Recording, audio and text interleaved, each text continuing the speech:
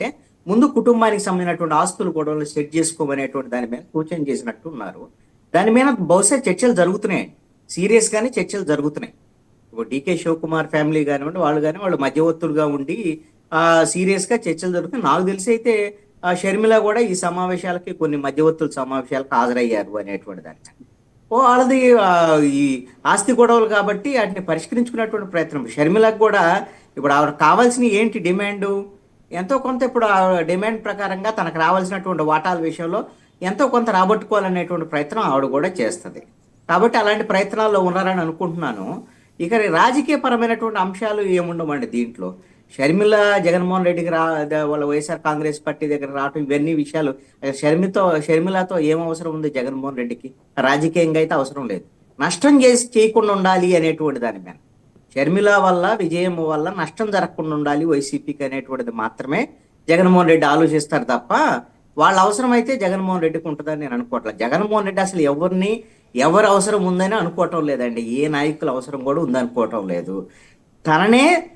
తను నమ్ముకున్నాడు, నేనే నాయకుడిని, నేను సమస్య వచ్చినప్పుడైనా నేనే నా పార్టీని కాపాడుకోవాలి అనేటువంటి ధోరణి ఇప్పుడు ఈ ఓడిపోయిన తర్వాత వ్యవహార శైలి కూడా చూసాం కదా. ఆయన గతంలో 5 ఏళ్ల పాటు ముఖ్యమంత్రిగా ఉన్నప్పుడు ఎక్కడా బయటికి రానటువంటి, అంటే సభలకు వచ్చాడు, అది వేరే విషయం.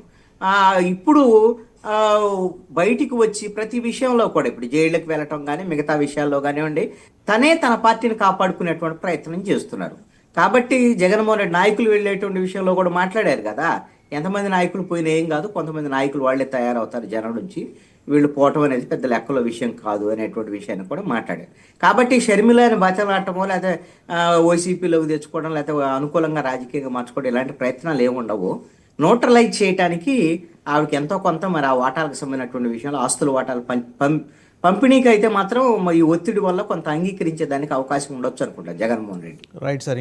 షర్మిల వైపు నుంచి అయితే మాత్రం ఆవిడ అంత పెద్ద పెయిర్ పాలిటిక్స్ ఏమీ చేయటం లేదండి. అంత రాజకీయాల్లో కూడా భవిష్యత్తులో ఆ ఏపీ పాలిటిక్స్లో అయితే ఆవిడ ఇన్ఫ్లుయెన్స్ ఉంటుందని నేను అనుకోవటం. కాంగ్రెస్ పార్టీ కూడా చాలా నిరసనలు వ్యక్తం అవుతున్నాయి అంతర్గతంగా కాంగ్రెస్ పార్టీలో. నేను నిన్ననే ఒక పోస్ట్ చూశాను కీలకమైన, శంకర పద్మశ్రీ ఒక పోస్ట్ పెట్టారు.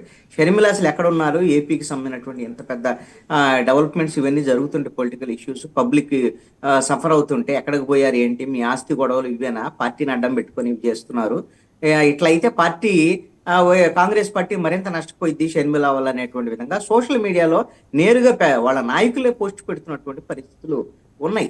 కాబట్టి షర్మిలకి కాంగ్రెస్ పార్టీ కూడా బహుశా కొనసాగేటువంటి పరిస్థితులు ఉంటాయా లేవో కూడా చెప్పలేదు. రైట్. ఇంకొకటి అండి, ఒక్క నిమిషం అండి. ఏపీపీఎస్సీ గ్రూప్ 2 వివాదం మీరు చూస్తుంటారు. In contrast to the directions issued by the government